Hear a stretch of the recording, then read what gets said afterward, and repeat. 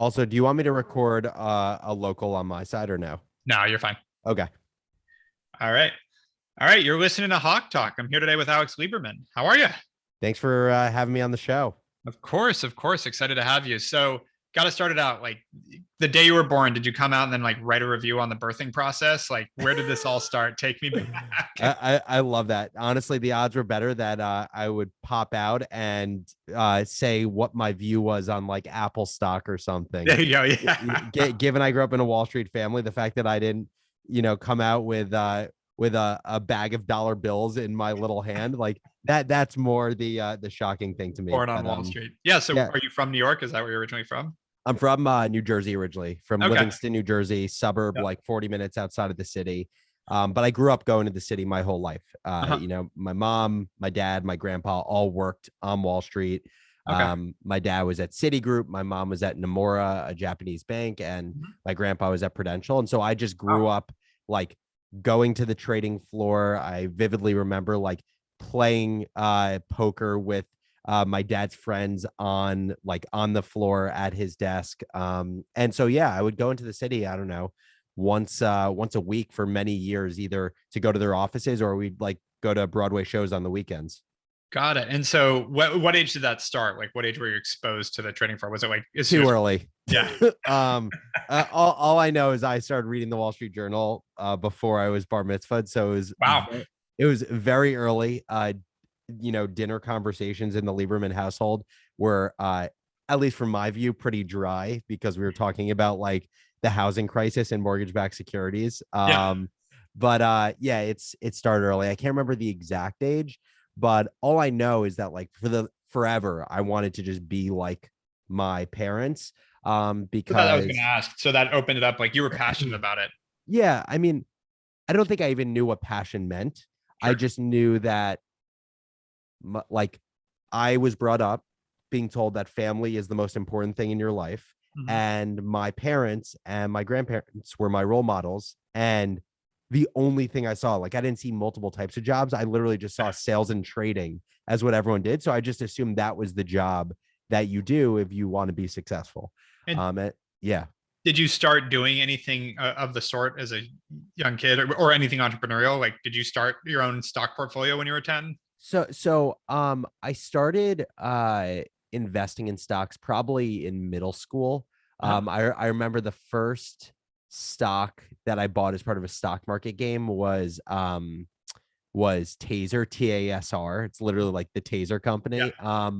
And then I remember like the first stock I bought for real was Chesapeake Energy, which Carl Icahn ended up investing in, and that was like a whole crazy story in itself. But I would actually say that like more than being like doing things related to the markets, even though that was always my dream, I was more just like creative and entrepreneurial in that way, where like I always think back to I think it was in second grade. It was Mrs. Healy's class in Harrison Elementary, where I had the thought to myself, I was like, I take my pen and my highlighter out of my writing utensil bag every day. And out of my pencil case. What's a writing utensil bag? Out of my pen, out of my pencil case.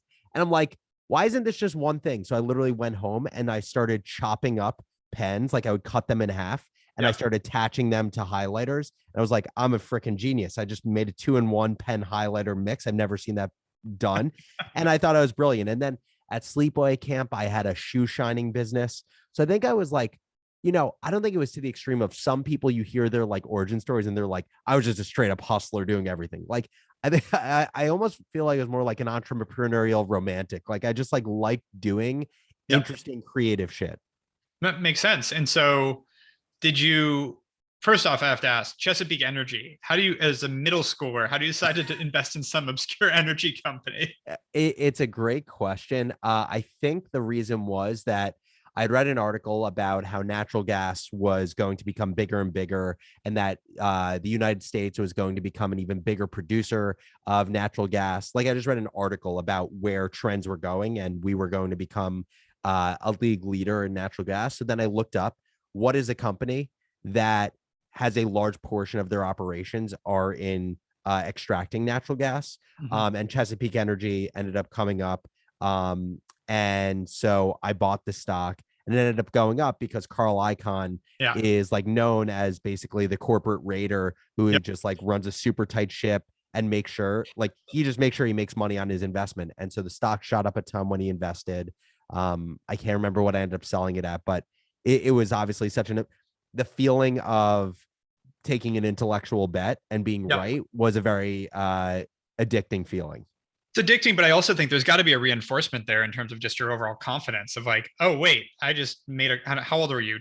You said like 11, 12? Yeah, exactly. You're 11, 12 years old. You're watching your parents, your grandparents tackle this crazy problem of trading. And you're like, I'm going to make a bet. And your first one is like a huge winner because I know who Carl Icahn is. And like, yeah, to invest before him and then him make the move after you. It's a big move. and what I will say is like, I think, I wish I had thought about this concept in such a profound way back then, but like to your point, it's this feeling of a big win. I've realized over time how important that is for like creating momentum in building a business or like any new thing you're diving into.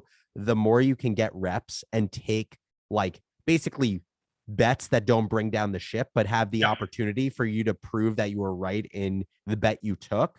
Like that is so incredibly important for building up momentum. Yeah, no, I think those are wise words. Having small wins along the way that feel like momentum, that are momentum, that you can continue to take those bets. And I think people talk about entrepreneurship as so risky, and it's like, don't bet the farm on every one of these or any of them, but definitely make bets over and over and over again. And totally. And look, I never try to make it out as if the risk that Austin and I took with going full-time on Morning Brew, that anyone could take that, because I'm very transparent about the fact that like it didn't feel like a big risk for me. But the reason it didn't feel like a big risk for me is I came from a family and a background where I knew if Morning Brew failed, that I wouldn't be on the street, that my family would take care of me. Not everyone has that luxury. And so I kind of separate two things. I think starting a business or starting a side hustle or entrepreneurship in general is lower risk than it's ever been. It is at like the peak of call it like risk profile. But my ability to take the risk, I think, is very specific to just my upbringing. Yeah, no, and I agree with that. I think like and I kind of hate this word these days because it's such a cliche, but to ignore your privilege is also obnoxious in some ways. Like totally. I'm the same way. I was brought up by a family that made their success as I grew up, but I was never going to be homeless. Yep. So 100%. Yeah, there's a big part of that. So you're growing up, you trade a little bit, you like entrepreneurial ideas. Like, did you end up building any little businesses when you're as you said, you weren't necessarily that hustler like a lot of these people have the story, but where were your interests in high school? Let's go to that. Yeah. So I would say in high school, if I'm being honest, I when I reflect on my high school experience, like what I don't remember is any business that I started. What I do remember is how hard high school was for me. High school is very difficult for me. I went to a small private school in New Jersey. My graduating class was 120 people. I was one of the youngest people. I was the oldest child in my family, so I had no like older sibling to kind of like show me the ropes. And so much in common on this. And so when's your birthday, by the way? July of 93. So most people were 92 in my grade. And so honestly, I hated high school. I hated high school. I never felt like I was a part of any group. I was bullied in high school. I felt like I was inadequate because most of the people who went to my private school were people who got like, back when the SAT was out of 2,400, people were getting like 2,300s while being a star soccer player who went to Harvard. It's like me graduating with like B and B pluses and going to Michigan was just mediocre for my grade. And I never felt like I belonged. And so Michigan's a great school, obviously. Yeah. I mean, it's so interesting, right? Because like I was really excited to go to Michigan when I got in, but I also Michigan wasn't my first choice. My first choice was Emory. And my first choice was Emory because that's what felt like most similar to my high school, and honestly probably felt like most acceptable in my high school. And then I got rejected from Emory, and I was like, oh, the world is over. Obviously the world wasn't over. I got into Michigan, and it was the best thing. It was the best experience. But I was the first person in 6 years from my high school to go to Michigan. Like, it was unheard of to go to a Big Ten school. Everyone, a third of my grade went Ivy League. A third of my grade went NESCACs, like Colgate, Middlebury, etc. And then a third was like the toss-up group. Yeah.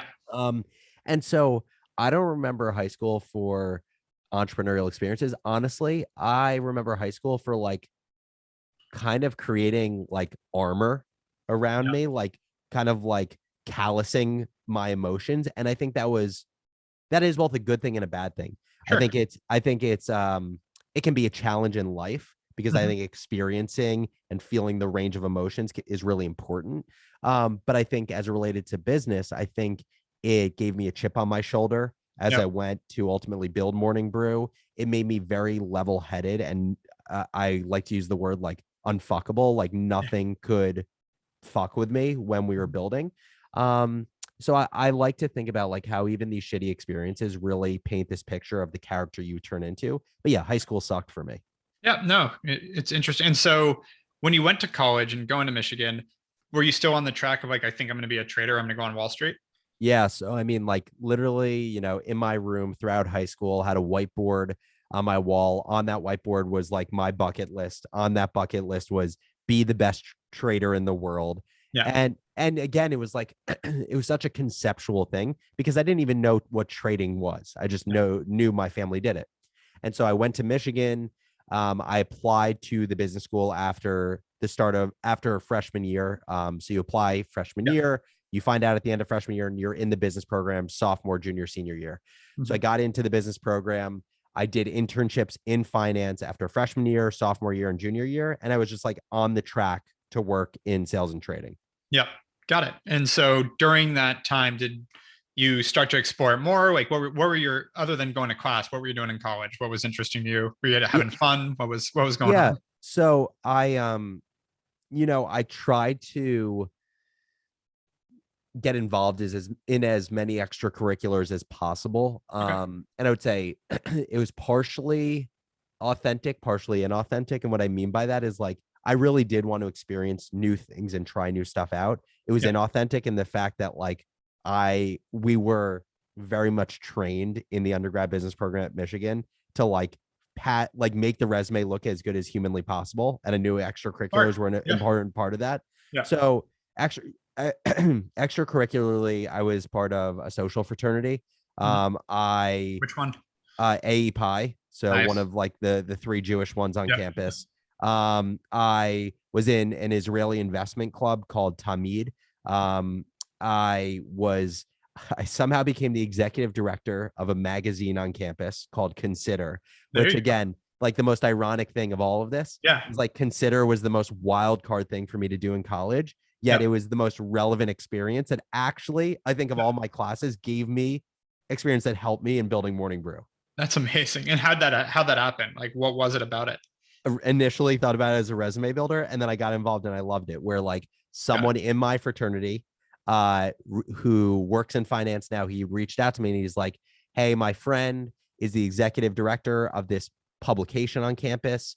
It's a two-page physical magazine that comes out where it's point and counterpoint, where they pick a hot button issue like legalization of weed or prostitution, and there's a point for why weed should be legalized and a counterpoint for why it shouldn't, and it's written by two experts. It's effectively a written debate. And he was basically like, the executive director is looking for someone to fill their shoes once they graduate. Are you interested in applying? So I applied, I interviewed, and for whatever reason, I had zero editorial experience, zero creative experience, but they were just like, yeah, okay, do this. And so I became executive director of Consider. And it's just wild. Like, it was my first entry into media, other than being a consumer of like the Wall Street Journal and movies my whole life. Like, this was my first entree into media. And I had to think about everything from like, how does the art team, work with the editorial team. How are we sourcing op-eds and how are we editing them in a way that is consistent with like our tone and voice? Like, how are we thinking about distribution around campus and how are we making Consider bigger, given it is a physical publication? And what I'll say is like, I think that most jobs are teachable and hireable, but I think something that started with Consider that I really think is a hard to train thing that I learned just from building the brew is taste and like being a great tastemaker of your brand. And so like, I think now, being able to identify great talent that can create great content for our company. I think that started with being able to identify great talent and writing and art in college, like my junior year. Well, they talk about an outlier is like why Malcolm Gladwell talks about like Steve Jobs having access to, I think it was IBM, and then Bill Gates having one of the first computer labs in middle school history. Exactly, like being in that school that had that computer. Right. And so for you, like being, getting into media, but like being a part of the college media where you didn't expect it, et cetera, but you got years of experience before you even came out of there in something that a lot of people would start their progress the day they graduate, maybe. Yeah. And I think also it's such a specific thing here to that point is like, I didn't get experience like on the school newspaper or like in an internship with like the Wall Street Journal, where I would have been basically exposed to what the what just the conventions of the industry were. I was somehow exposed to media and content, but still was able to keep my ability to be an independent thinker because I was naive to how the industry worked. And that was like it was like threading a needle with that experience. Well, and it's so important because then when you kind of approach things from a logic based versus taking it for granted. So I'm sure we'll get into it, but how you built your business Morning Brew, like I'm sure there's things there that are not traditional the way you're totally. Yeah. So all right. So you go through the college experience, you have this. Did you get out ready to go to Wall Street? What was that still? So I went to Wall Street. You did. What year did you graduate college? 2015. Okay, got it. So I graduated 2015. Austin graduated 2017. And basically what happened was the junior year internship for finance is like the big year because that's the year where you find out if you get a return offer. And if you get a return offer, you basically are made part of a 2-year analyst program after college. So I had interned at Morgan Stanley in sales and trading my junior year. I got an offer to return back, and getting the offer the day of my offer, that's like a whole absurd story myself. It's a great lesson in not being late for things. And so wait, we got to hear this then. I want to hear the lesson on not being late. I mean, basically the long story short is that the last day of the internship, there's like a party for the whole intern class. And at the end of the party, HR gives you like a sheet of paper that says your time slot for meeting with basically all of the people in a room that are going to tell you whether you received an offer or not. And so I think my time was 11:15. And so I go home, I go to sleep, wake up at like, I don't know, 7 a.m. the next day, give myself plenty of time to be able to get ready to go to my exit interview. That's what it was called.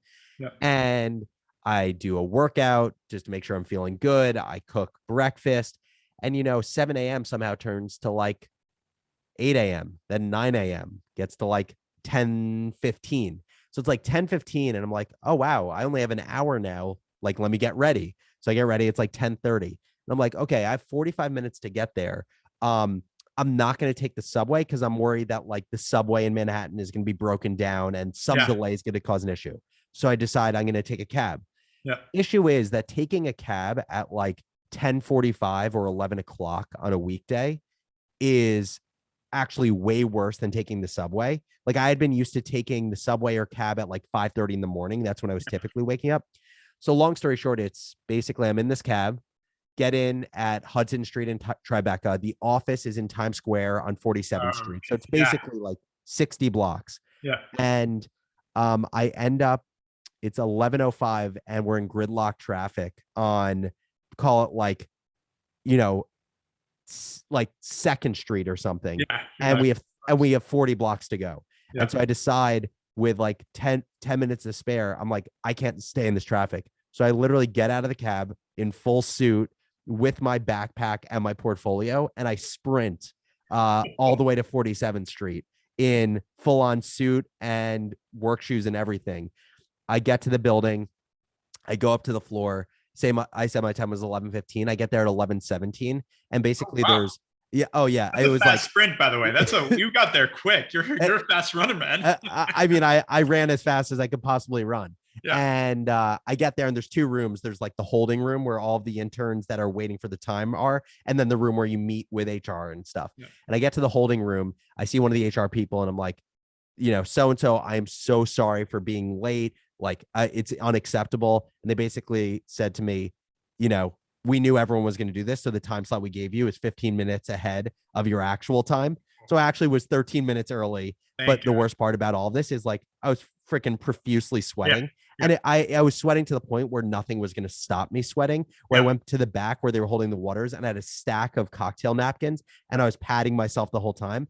And what ended up happening was I get in the meeting. I did get the job, but I had to pat myself with cocktail napkins the entire time that I'm meeting with my boss in HR to tell me I have a job. And the way the conversation ended is I was saying to them how excited I was. And then at the end of it, I feel a bead of sweat going from my head, down my face, to my chin, drops onto my offer letter folder. And they're like, okay, you can get out of here now. Oh, that's so funny. And they probably thought it was, did you tell them you ran the whole way, or did you just let them? I told them I sprinted the whole way, and they're just like, you're an idiot.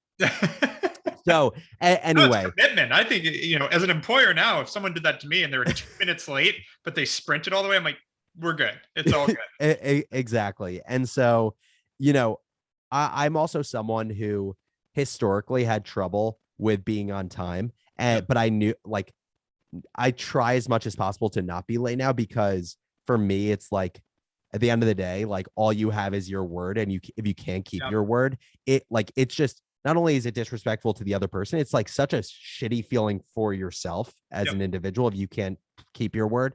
And so anyway, got the job at Morgan Stanley, graduated from college senior year 2015. And what happened was, when I got back to Michigan during my senior year, I had all this abundance of time because I'd got my job offer to Morgan Stanley. So I didn't have to recruit, and I was only taking 2 classes. And so I started helping students prepare for job interviews to just pass the time. And I would always, in doing these mock interviews, I would ask the question, how do you keep up with the business world? That was always like the layup question I would ask. And the long story short, in asking that question, dozens of students had the same answer, where they'd effectively say, I read the Wall Street Journal. And I would say, why? And they would say, because my parents told me to, and it's a prerequisite. And I would say, do you enjoy it? And they would say, no, I don't. I can't even finish it, but it's all that I have. It's what I'm expected to read. And so at some point I was like, this is crazy. These kids are working their asses off to have careers in business, yet they don't have content that story tells the business world and gets them excited for it. So I started writing a daily business roundup. It was called Market Corner. It was a Microsoft Word template that I would type up every day, convert it to a PDF, attach it to an email that I would send to a listserv. The listserv was the Market Corner at umich.edu. And what ended up happening was, call it 500 students signed up for it manually, meaning there was no website. You had to message me saying, hey, Alex, heard about your write-up. Can you add me to your listserv? And I would type in their email addresses. And what ended up happening was, it was towards the end of first semester, my senior year. And I sent an email to the listserv group saying, hey, I'm thinking about just like putting more time into Market Corner. There's a lot of readers. I want to take this a little bit more seriously. If you're interested in helping, shoot me an email and we'll talk. And one of the first emails I got was from Austin Reef. And Austin Reef was like, I have ideas for how this could be better. Let's meet up.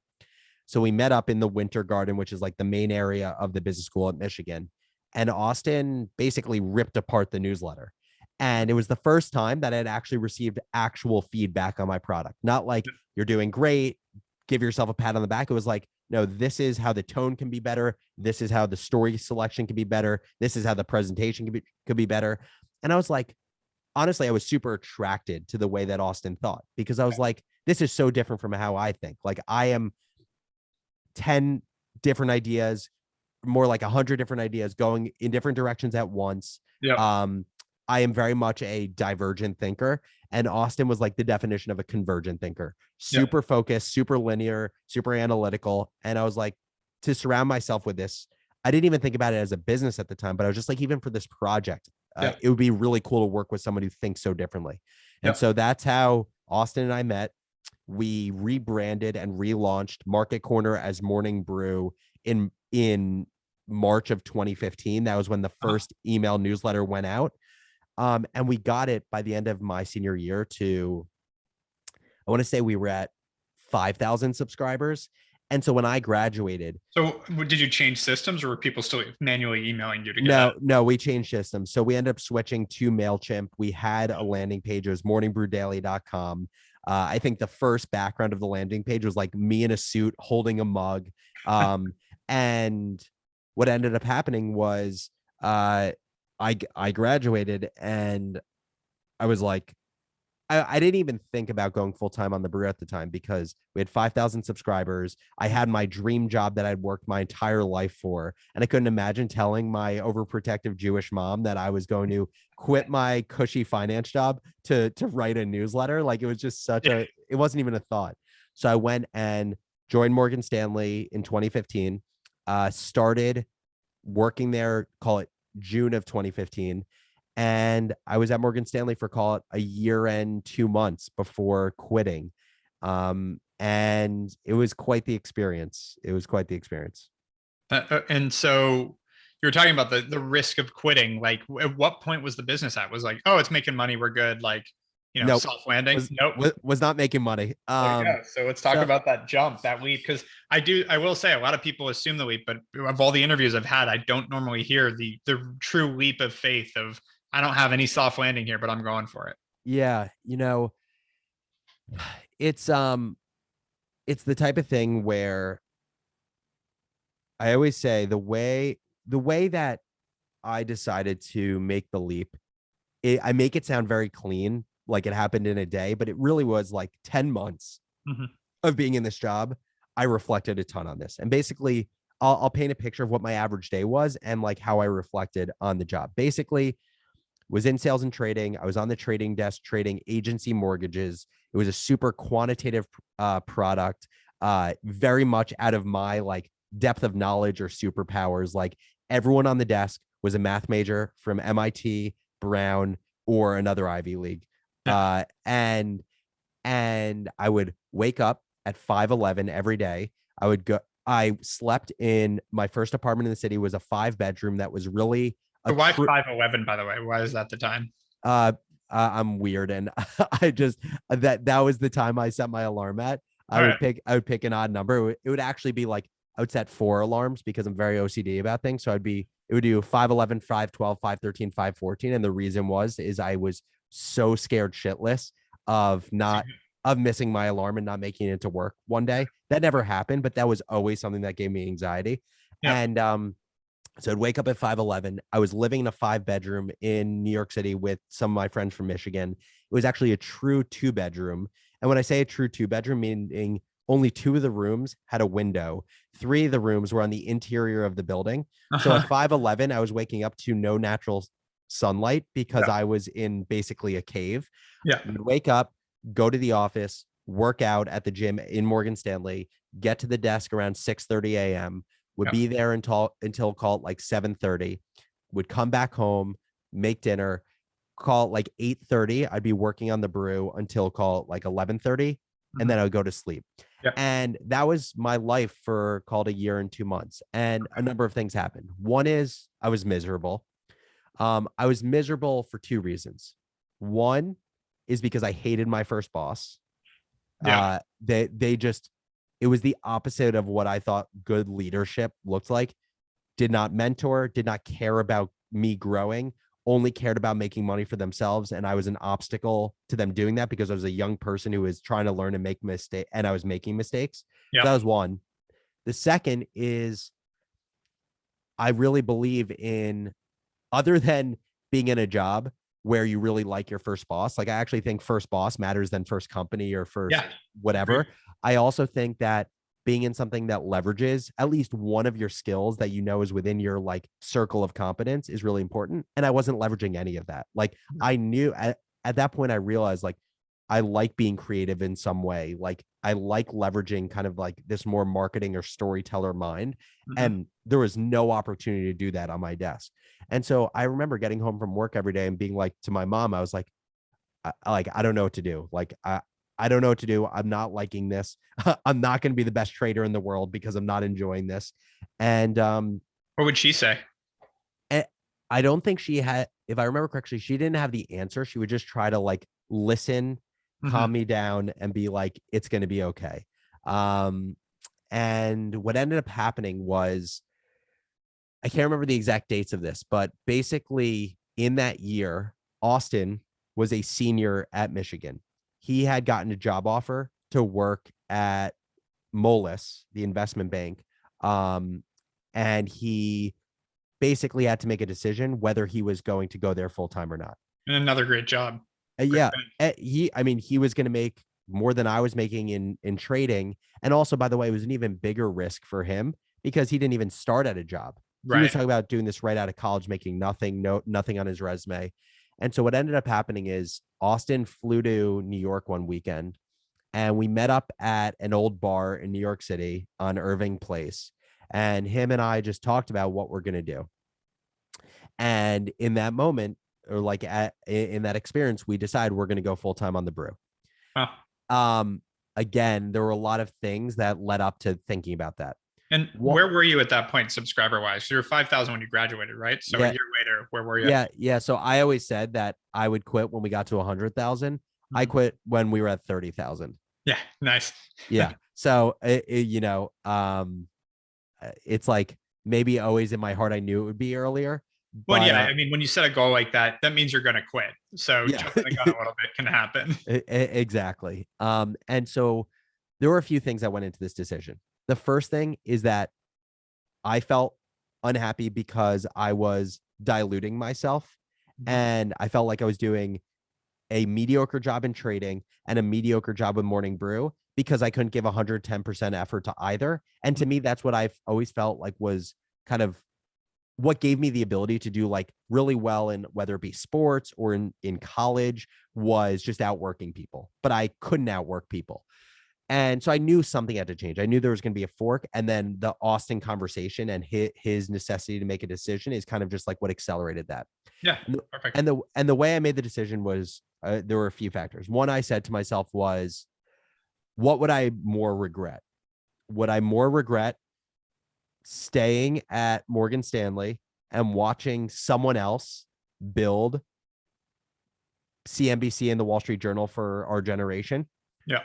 Or would I more regret leaving Morgan Stanley, Morning Brew failing, and then not being able to get my job back at Morgan Stanley? And to me, it was very clear that I would more regret the former of watching someone build what we were enjoying building. So that was the first. The second is I thought about things in terms of regret, where I was just like, I thought about things in terms of options, meaning if I do leave Morgan Stanley and join Morning Brew full time, what are my options if Morning Brew fails? Like, what's the worst case scenario? And what I basically said to myself is, odds are, statistically speaking, with startups, this is going to fail, and it's going to fail in the first 6 to 12 months. And if it does that, then I was like, okay, first of all, if I haven't burned every bridge, potentially I can go back to Morgan Stanley with just an experience as an entrepreneur that actually can help me in decision making in my job.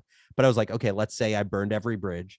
Well, second, maybe I can go to business school because it's a good business school story. I was like, maybe third, I've met other people in the startup scene in New York, and I joined another startup or start another one.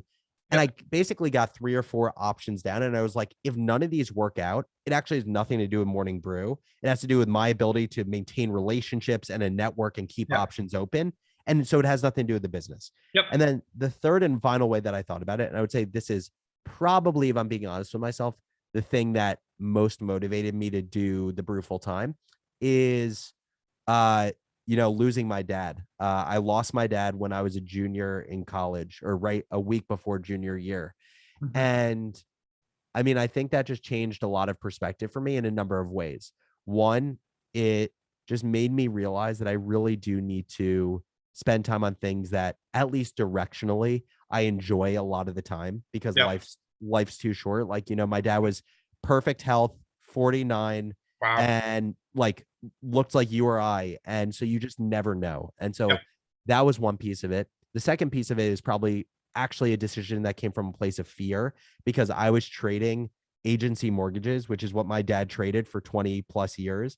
And Yeah. so I was like, this feels like deja vu. Like, Yeah. like this just feels like I'm just living my dad's life. What's going to happen?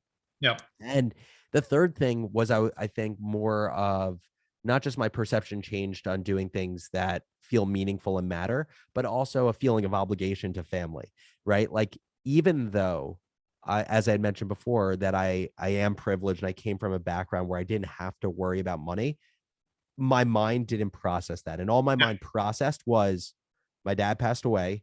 There's no more cash inflow in the Lieberman household. There's only cash outflow. It Yep. is my responsibility to make sure everyone is taken care of. Yep. And so I attribute a lot of my time spent on Morning Brew over the last 6 years to making sure that my family was taken care of, whether or not it was a rational thought or not. I think Yeah. that is what gave me, that is one of the things that I think gave me a fire under my ass to just honestly be able to work forever. Not necessarily like work until burnout, but like if I had to work on achieving the mission for 50 years, I Yeah. would do it. Yep. No, that makes sense. And it's those unique things that drive that. And I've heard that a lot. I lost my dad actually just a few months ago, and it Oh, I'm definitely highlights. sorry. Thank you. And it highlights that it is, the life is too short. Makes you like, that's really what it does in terms of like the sad blessing of it is to really refocus you on what matters, which is an interesting thing that's what you decided to do, because it really proves to the fact that, going back to passion, you have a passion for it. And that became very clear. So you jump in full time, and no money coming in. What was Yeah. the first, like, did you guys worry about revenue, or you're like, we just got to get it to 100,000? What was the first thought? So what happened was, Austin and I decided that we were both going to go full time, but we didn't go full time at the same time. I Okay. went full time September of 2016. He Okay. had to finish up his senior year of college, so he went full time May of 2017 when Yeah. he graduated. And so for the first kind of like 6 months when I was just on my own, basically I was focusing on, one, helping the content of the business. Austin, in his time that he could spend on it being in college, like he was helping more with like growth and the tech side. But then what we basically said is like, okay, we're turning this newsletter into a business. In order to turn it into a business, we need to make money. In order to make money, we need to have an audience. In order to have an audience, the product needs to be great. In order to have a great product, we can't be writing this anymore, and we can't have college students writing it for us anymore, because that was kind of like the hack we had for a few years while I was at Morgan Stanley and I wasn't allowed to write the product. Is we had college students who were just doing it pro bono because they wanted to get their writing in front of thousands of subscribers. And Yep. so we knew we needed an actual full-time writer, but the issue is we couldn't fund it. And Yep. so we were like, we need to raise a little bit of money to be able to hire the first people to get the flywheel spinning. Yep. We had never raised money before. All we said was we don't want to raise from VCs, not because we actually knew anything, Yeah. but more so because the few things we had heard were like horror stories about how VCs suck the life out of your Yeah. business. Yep. And I will say that that is not the case of all VCs, but that was our narrative. Yeah. They're vulture capitalists. That's what it stands for. But I heard the same thing as a kid. what I will say, even though our intuition was probably wrong, I think it was very right for us not to raise venture money as a Sure. media business. So actually, like in some ways, we just made a good decision for the wrong rationale. Yep. And so we raised, originally we were talking about raising 500K. We raised 750K Nice. from 28 individual investors. The way we found these investors, because again, like at the time, I think that's part of just like willing a business into existence, is like you find the quickest path to get something done. Is like we were like, we don't have money, we need money. How do we find money? We go to our warmest leads who already have money. Yeah. And so in the early days, like in March and April, May of writing Morning Brew, we would do a weekly interview with a business leader or someone through our Michigan network who was an executive, and we'd feature that interview in the newsletter. So we had the spreadsheet of all these executives who had done interviews with the Yep. brew. We reached out to that spreadsheet. So of our 28 individual investors, 75% of them were either people that we interviewed or someone that they introduced us to. And so we ended up raising from everyone from like individuals who were around our age who worked in banking with Austin to the University of Michigan, wrote a big check to the former CEO of Time Warner Cable, wrote a check, and it was checks between $2,500 and $100,000. Mhm. It was a convertible note. The initial cap on the business was a $5 million cap. Mhm. And that's what got the business going. And then we were just laser focused on turn newsletter as a hobby into newsletter as a business. The way you do it is three things: write, grow, and sell this newsletter, and just do it and do it and do it. And that's all Yep. we focused on from 2016 to 2019. Wow, got it. And so you got the writing going. And so you said 2016 to 2019. When did you actually get your first advertising deal or your first revenue? 2017. So in the beginning of 2017, our first advertising deal was actually one of our investors. He had sold his business to an agency, and he basically convinced one of his clients. He was like, let's just try it with these guys. And he basically emailed us being like, hey guys, I got you some beer money for the weekend. And it was an advertiser that for 3 spots in Morning Brew paid $2,700 total, $900 a spot. And just for context, now like if a partner wants to do a full day takeover in our newsletter, right, it's over $100,000. So Yeah. it's just wild how it's scaled. But Easy. that was our first one from an investor. The first one we actually brought in on our own was the University of Virginia. And again, it was just like all willing these things into existence. The way we got Virginia was I was on my LinkedIn one day, probably trying to recruit candidates to be writers. I got a LinkedIn message from the University of Virginia, and it was a sponsored message from their Masters of Accounting program being like, hey, are you interested in this program? And I said to myself, well, if they're targeting me for their Masters of Accounting program, they clearly have budget. They're trying to fill slots. Why don't I reach out to them and tell them we have a targeted audience of a lot of Alex Liebermans? And Yep. so UVA was our first like official sponsor. Yep. And then the first big sponsor we had was Discover Card. And, that was a whole story in itself. But basically, the way we got Discover Card was through being relentless. It was late 2017. I can't remember how many subscribers we were. It was probably like 75,000. Uh-huh. And we get our first email from someone at Spark, the agency. And they email us saying that we have an RFP for a financial services client. Austin and I had never heard of an RFP. We had no idea what that was. We were like, what is this thing? And and we look at it, and basically it's a spreadsheet, and it shows 3 slots that we have to fill out impressions in our newsletter, which we didn't even know what impressions were at the time. It was like there's a $100,000 investment, $250,000 investment, and $500,000 investment. Put in what you'd be able to offer. And we were just like, this is wild. Like we've been selling a few ads for like $900, and we're talking about a $250,000 package. So we filled out this RFP, and Austin and I were like, we have to act like we've been here before. So like we don't give them too much. Good advice. Yep. And so we fill it out, we send it in. The person from Spark is like, yeah, things are looking good. And then we never hear back. And like 2 weeks later, and Austin and I are like crushed. And we follow up 2 weeks later, and the person's like, yeah, sorry, you didn't win in the process. And Austin and I, like, because we didn't understand how the RFP process worked, and that like we were in competition with other publishers, we didn't know any of this. So Austin and I were like heartbroken. We're like, we just had $250,000 dangled in front of us, and what did we fuck up that we could have gotten this? And so then we basically spent, a month doing just a crash course on agencies and the agency dynamic with publishers, because we wanted to know what created basically this trauma for us.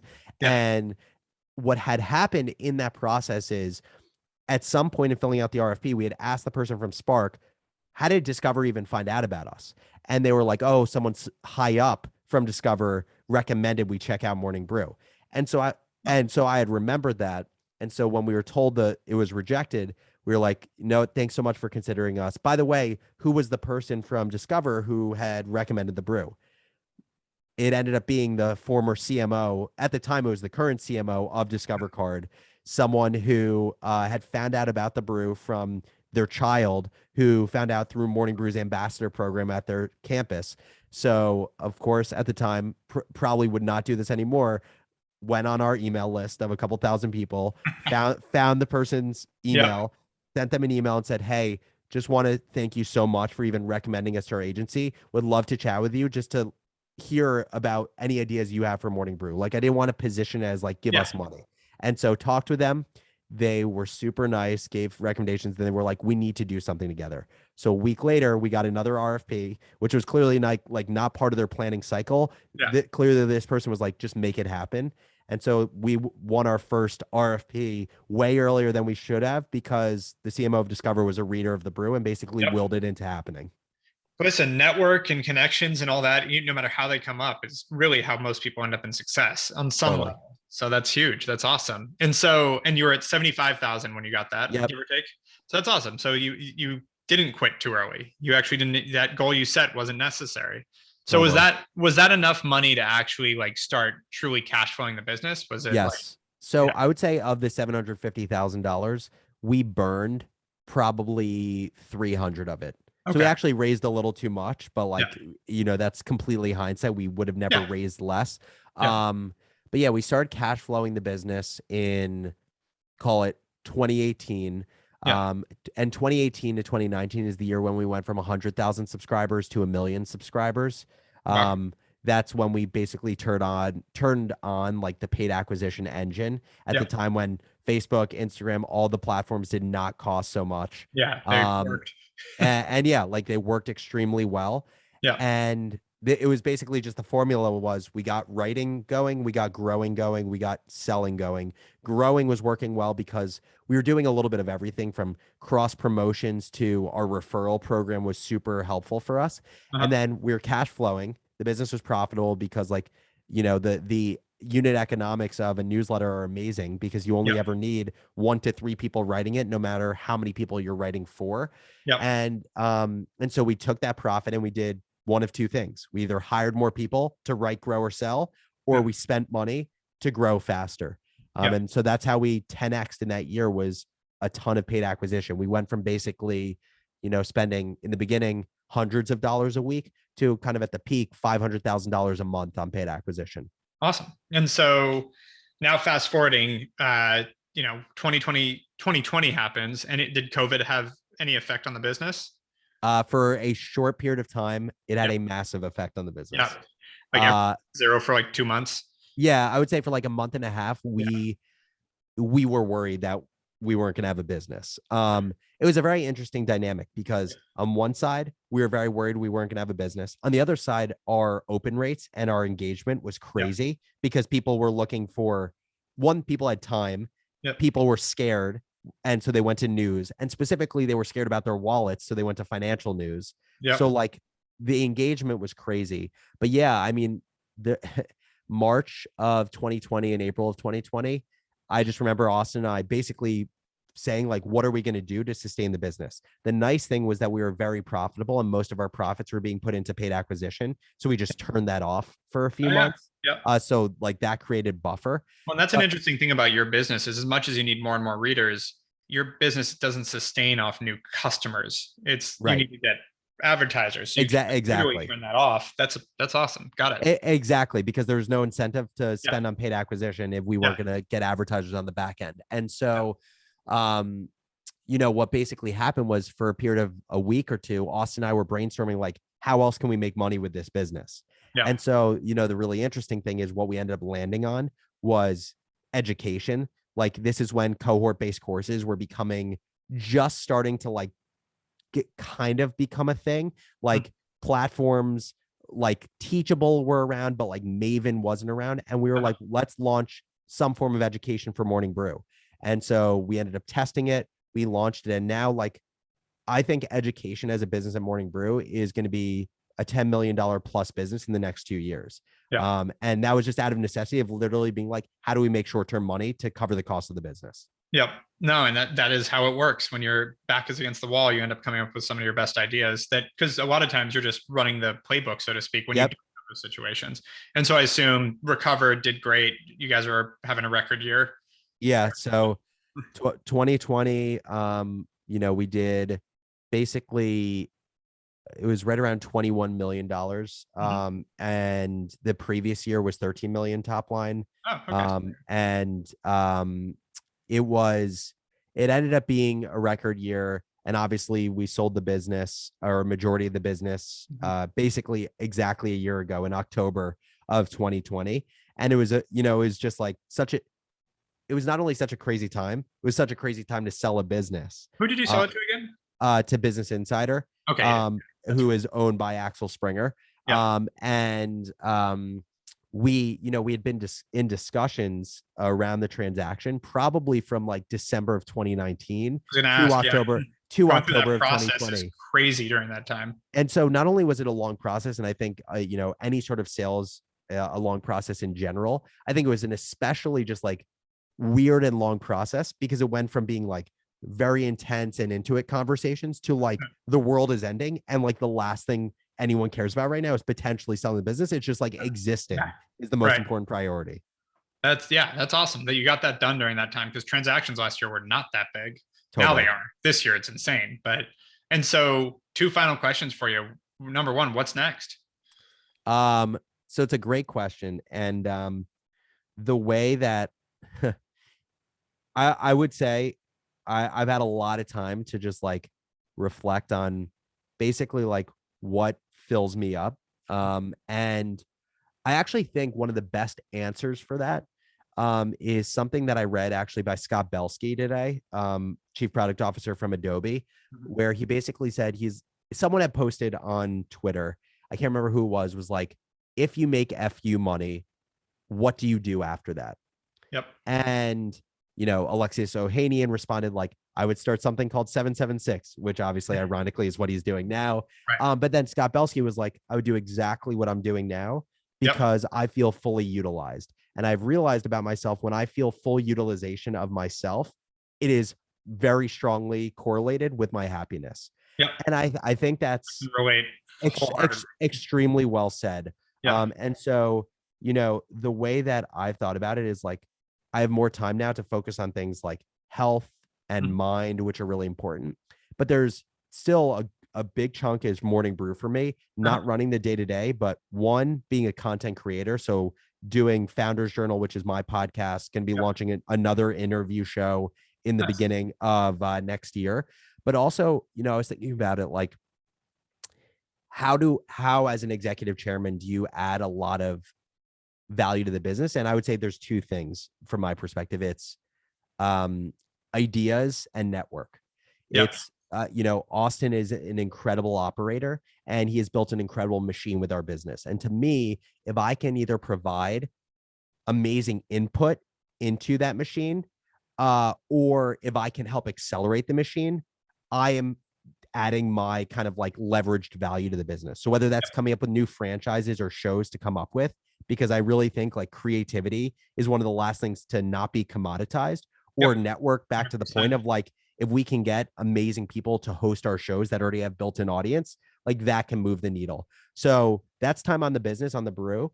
And outside of that, honestly, I'm still trying to think about it. I'm spending a fair bit of time angel investing, and I love spending time with founders. But I kind of think about it as like, I'm in exploring mode right now, and I'm just like exploring a lot of different interests and ideas, from real estate to NFTs, just to see what sticks. Yeah, no, you got to explore. And then, I think that's part of anyone's discovery. Like you ended on Morning Brew as a passion. A lot of people need to keep doing that for 20 years before they land on their Morning Brew. And then again, when you move on to the next thing, it can take another 1 year, 5 years, 10 years, 2 months, whatever, to find that thing that you want to jump. And I would say the biggest thing for me is that I think a really important thing is like kind of I reset after selling the business and moving out of the CEO role into the executive chairman role. Is I am obviously someone who puts a lot of pressure on myself. And one of the things I put pressure on myself about is I vividly remember a conversation with my girlfriend where she was basically like, if you don't build another business that is bigger than Morning Brew, will you feel like a failure? And I said, yes. And I spent a lot of time thinking about that.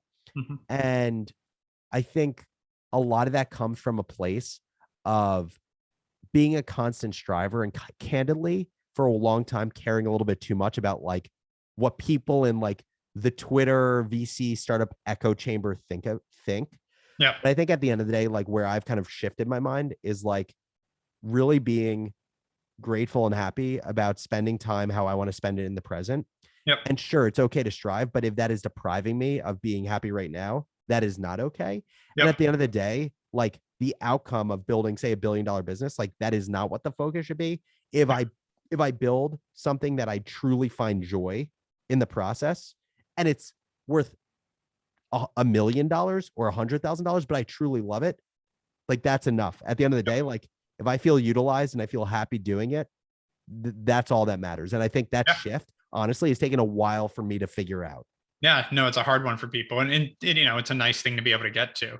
And so last question for me, I know we're coming up here. Yeah. What is the, if you were telling someone just getting started that wants to pursue their dreams, one piece of advice that you either wish you were told or you were told that actually set you on your path, what would be that one thing you would tell someone, again, going for their dreams? One, I would say be realistic that you are able to do it. Because again, like if you can't provide for your livelihood, maybe it's not the right time to do it. And I also think there's a lot of opportunity to like have a side hustle that evolves into a full-time thing. And the second thing I would just say is relentless focus on the product. Yeah. At the end of the day, it's like Morning Brew succeeded because we were relentlessly focused on making a newsletter as good as humanly possible for 4 years, thanklessly. Like that is why we succeeded, is we made a great product that was differentiated, and at a time when people said newsletters weren't sexy, but we knew people were enjoying it. We saw the replies to our email coming back to us, and that we were just super focused on that. Makes sense. Well, Alex, this has been awesome. Thank you so much for coming on HawkeTalk. Thanks so much for having me. Of course.